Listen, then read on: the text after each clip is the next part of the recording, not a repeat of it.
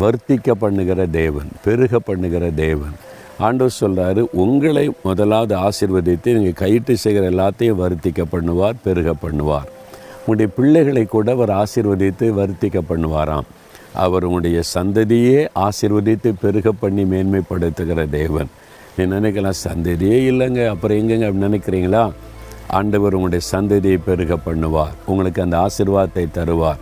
அவர் வாக்கு கொடுத்தபடி ஆண்டவரை என்னையும் என் பிள்ளைகளையும் ஆசீர்வதித்து வர்த்திக்க பண்ணும், நான் இந்த வாக்குத்தத்தத்தை விசுவாசிக்கிறேன்னு சொல்லுங்கள். உங்களுடைய விசுவாசத்தை கனப்படுத்தி ஆண்டவர் அப்படியே செய்வார். சரியா? தகப்பனே, அருமையான இந்த பிள்ளைகளையும் அவருடைய சந்ததியையும் ஆசீர்வதித்து நீர் வர்த்திக்க பண்ணும்படி வாக்கு கொடுத்திருக்கிறீர். இயேசு கிறிஸ்துவின் நாமத்தில் இந்த வாக்குத்தத்தத்தின் ஆசீர்வாதம் பிள்ளைகளுக்கு உண்டாகட்டும். இன்றைக்கு ஒரு அற்புதத்தை அவர்கள் பார்க்கட்டும். இயேசு கிறிஸ்துவின் நாமத்தில் ஜெபிக்கிறோம் பிதாவே, ஆமென்.